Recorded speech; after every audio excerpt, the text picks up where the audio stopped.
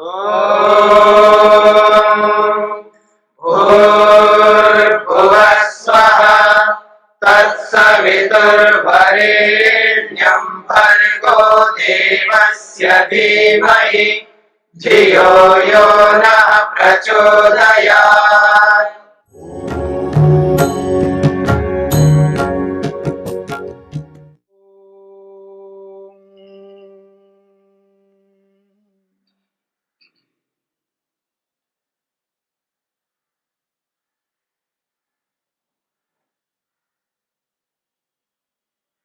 योग के समाधिपाद का तीसरा सूत्र है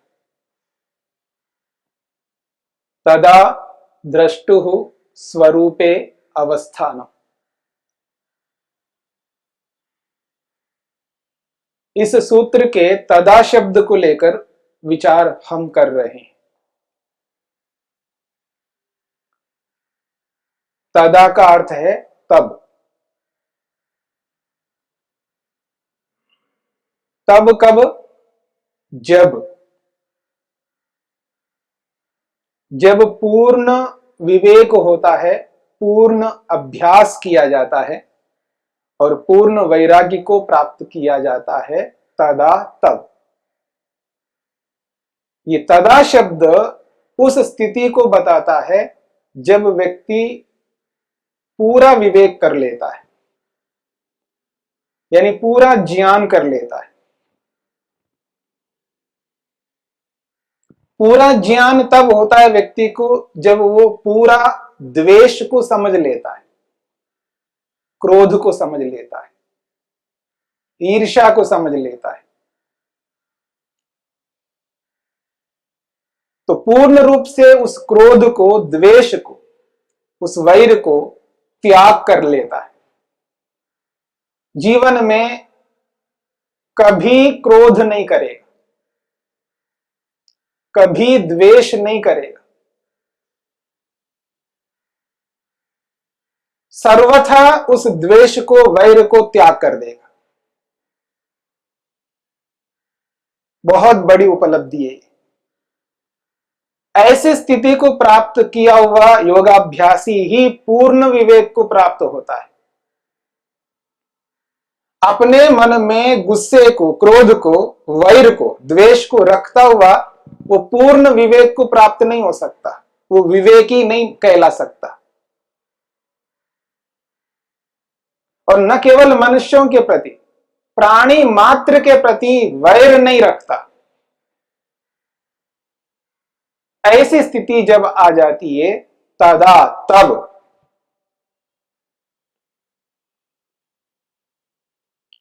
हम सब जानते हैं सत्य बोलना चाहिए, सत्याचरण करना चाहिए, झूठ नहीं बोलना चाहिए, असत्याचरण नहीं करना चाहिए, पर हम ऐसा कर नहीं पाते।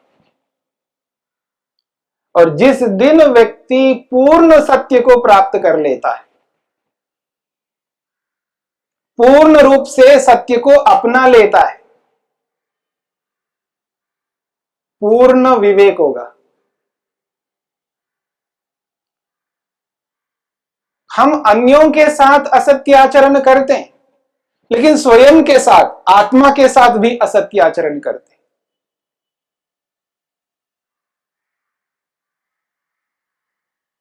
इच्छा है, नहीं है बोलता है। सामर्थ्य है, लेकिन अपने आप को यह कहता है कि सामर्थ्य नहीं है मुझे। बल है, शक्ति है, वो कहता है बल नहीं है मुझे।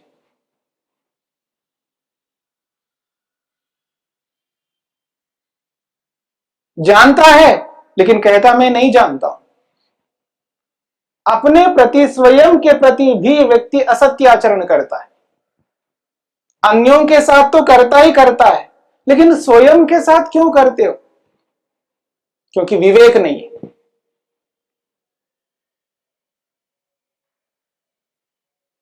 इसलिए जब पूर्ण सत्याचरण करने लगता है व्यक्ति, पूरा असत्य को, झूठ को त्याग कर देता है, उस स्थिति में व्यक्ति को पूर्ण विवेक रहता है। जब पूर्ण विवेक रहता है और उस सत्य का पूरा अभ्यास करता है, जब जब प्रसंग आता है स्वयं के लिए, अन्यों के लिए, प्राणी मात्र के लिए, तो सत्य ही बोलेगा, सत्य आचरण ही करेगा। जब पूर्ण सत्याचरण करता है तदा तब उस स्थिति में आत्मा का स्वभाव, आत्मा का स्वरूप, आत्मा अपने आप को क्या एहसास करता है, उसका स्वरूप कैसा रहता है, किम स्वभाव,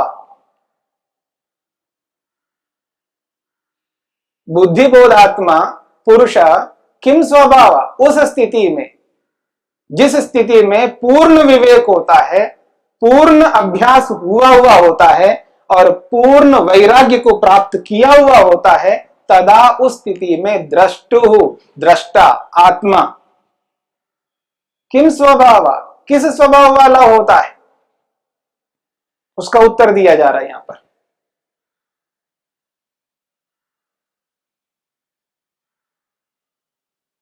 योग में चोरी 81 प्रकार की चोरी बताई गई। किसी ना किसी रूप में व्यक्ति चोरी करने लगता है, उसको एहसास भी नहीं होता है कि मैं कहां कैसे चोरी कर रहा हूं, पर पूर्ण रूप से जब चोरी का त्याग करता है तदा तब उस स्थिति में आत्मा को, आत्मा का स्वरूप का पता लगता है कि मैं कैसा हूं। उससे पहले आत्मा को आत्मा का स्वरूप का पता नहीं लगता, इतना लगता है जितना सबको लगता है, मैं हूं ये सबको पता है, पर इतने से आत्मा का प्रयोजन पूरा नहीं हो सकता। आत्मा का प्रयोजन तो तब पूरा होता है जब व्यक्ति अपने आप को पूर्ण रूप से समझ लेता है, कोई गुंजाइश नहीं है, कुछ बचा हुआ नहीं है अपने बारे में जानने में। तो तदा का अर्थ है तब, जब व्यक्ति पूर्ण अहिंसा को अपने में प्रतिष्ठित करता है, पूर्ण सत्य को अपने में प्रतिष्ठित करता है और पूर्ण रूप से अस्तेय को, चोरी त्याग को अपने में प्रतिष्ठित करता है। कुछ लोग यह एहसास करते, अनुभव करते हैं, हम किसी का कुछ लेते नहीं है, हम कोई चोरी नहीं करते, बहुत अच्छी बात है। ये एक पक्ष है चोरी ना करने का, दूसरा पक्ष है देना भी होगा। यदि लेते ही रहे हम और दे नहीं, तो वो भी एक प्रकार की चोरी है, दूसरे के हक को छीन रहे हम। इस पूरे ब्रह्मांड में जहां भी मनुष्य हैं, उन मनुष्यों में बहुत बड़ा समुदाय है जिसके पास कुछ भी नहीं होता है, और हमारे पास सब कुछ होता है, पर हम त्याग नहीं करते। चोरी न करना एक विभाग है और कुछ देना उस दूसरे विभाग को पूरा करता है।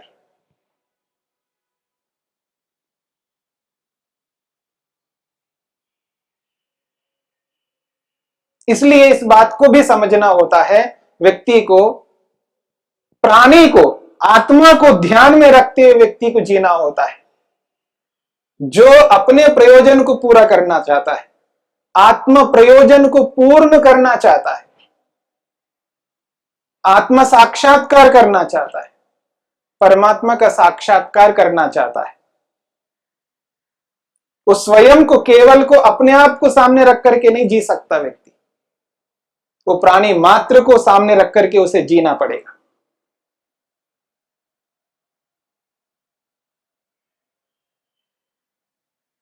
संयम, जब संयम में प्रतिष्ठित होता है व्यक्ति, जीवन में संयम आ जाता है, प्रत्येक परिस्थिति में, प्रत्येक अवसर पर व्यक्ति अपने आप को सम कर लेता है, समत्व के रूप में आ जाता है। संयमित होता है और पूर्ण संयमित होता है। यानी योग की भाषा में कहूं, ब्रह्मचर्य को अपने में धारण कर लेता है। तदा तब आत्मा को आत्मा के बारे में बोध होता है। तब आत्मा अपने स्वरूप को एहसास करता है। संयम में रहना, हर विषय में संयमित रहना,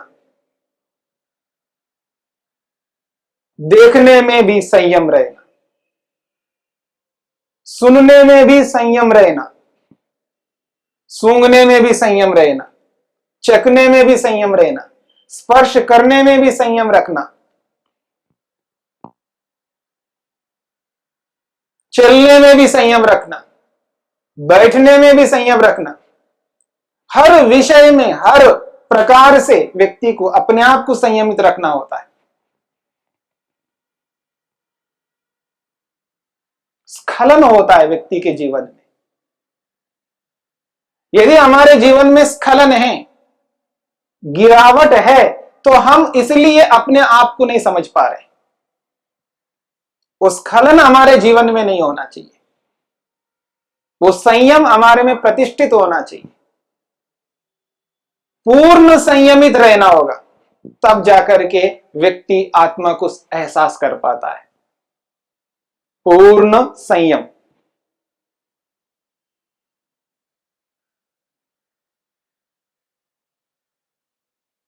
और देखिएगा, साधन संपन्न हैं हम साधन संपन्न हैं। हमारी योग्यता जितनी है,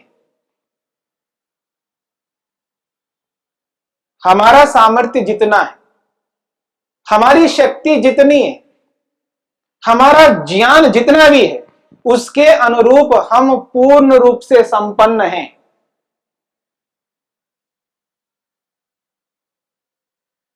खाने के लिए हमारे पास कमी नहीं है, खा लेते हैं।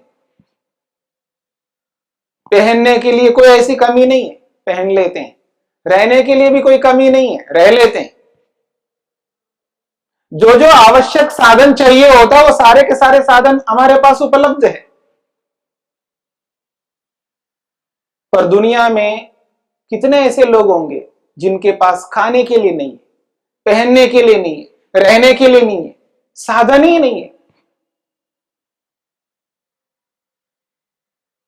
पहनने के लिए कपड़ा चाहिए, एक जोड़ी चाहिए, एक समय एक जोड़ी पहन सकते हैं। इसको धोएंगे तो दूसरी जोड़ी चाहिए, तीसरी जोड़ी चाहिए, मान लीजिएगा चौथी जोड़ी चाहिए। कितनी जोड़ियां चाहिए? और कितने ऐसे लोग होंगे जिनके पास एक भी जोड़ी नहीं है। हमारे पास आज के लिए भी भोजन है, कल के लिए भी भोजन है, एक महीने के लिए भी, एक साल के लिए भी है, प्रबंध है हमारे पास में। पर कितने ऐसे लोग होंगे जिनके पास एक समय का भोजन भी नहीं है। इसलिए हम साधन संपन्न हैं और साधनों को एकत्रित करना चाहते हैं,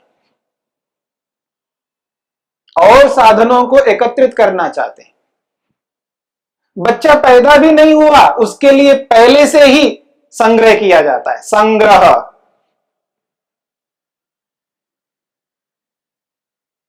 कलेक्शन किया जाता है उसके लिए। अभी आया भी नहीं है वो। यानी कितना संग्रह कर लेते हैं हम लोग, कितना परिग्रह करते हैं हम लोग। प्रत्येक व्यक्ति अलग अलग प्रकार से परिग्रह करता है। कोई धन का परिग्रह करता है, कोई कपड़ों का परिग्रह करता है, कोई जमीनों का परिग्रह करता है, कोई पुस्तकों का परिग्रह करता है, कोई आश्रमों का परिग्रह करता है। अलग अलग प्रकार के इस दुनिया में अलग अलग परिग्रह करते रहते हैं। पर जिसको आत्मबोध करना है वो परिग्रह नहीं कर सकता। इसलिए कहा तदा यदा, जब व्यक्ति परिग्रह नहीं करता, जब व्यक्ति अपरिग्रह को अपने जीवन में स्थापित करता है। मेरे पास कुछ नहीं, इतना ही है जितना मेरे को चाहिए, उससे अतिरिक्त नहीं है। अति आवश्यक है मेरे पास, अनावश्यक नहीं है।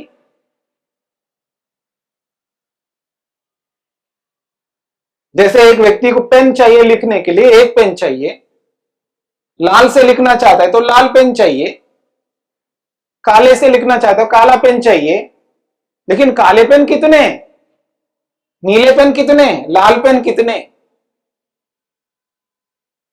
यानी किसी भी वस्तु को आप देखेंगे, व्यक्ति के पास अनावश्यक है, अतिरिक्त है, और जिनका वो प्रयोग कर नहीं सकता।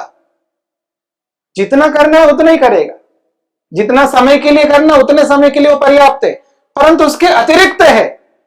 इसका मतलब है परिग्रह। परिग्रह करने वाला व्यक्ति अपने आप को एहसास नहीं कर सकता, अपनी अनुभूति नहीं कर सकता, उसको आत्मबोध नहीं हो सकता, स्वयं को नहीं समझ सकता। वो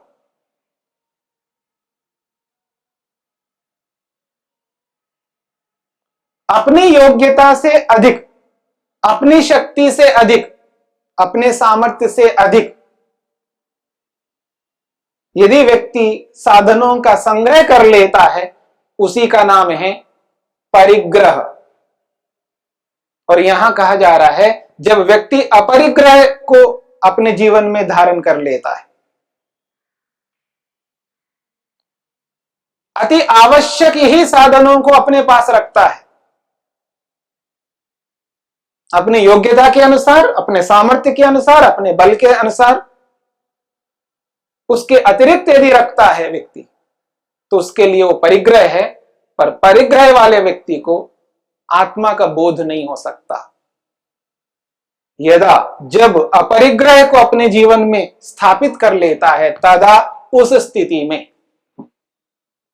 यह है तदा द्रष्टु, तब दृष्टा को, आत्मा को वो एहसास कर सकता है, अनुभव कर सकता है। इस दृष्टि से व्यक्ति को चलना होता है। योग में व्यक्ति योग के अनुसार यदि चलता है तो योग को पूर्ण कर सकता है, योग को सिद्ध कर सकता है। योग भी करना चाहता है और योग के विरुद्ध भी चलना चाहता है।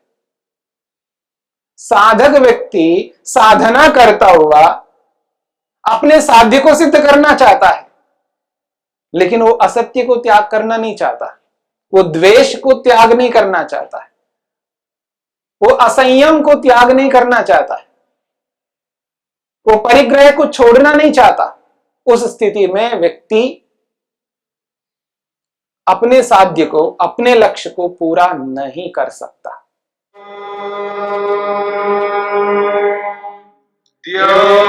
शांतिरंतरिक्षं शांति पृथिवी शांतिरापः शांतिरोषधयः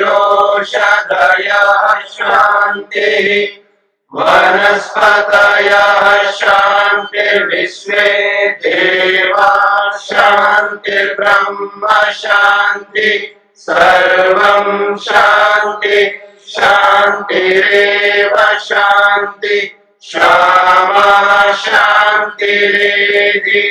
ओम शांति शांति शांति।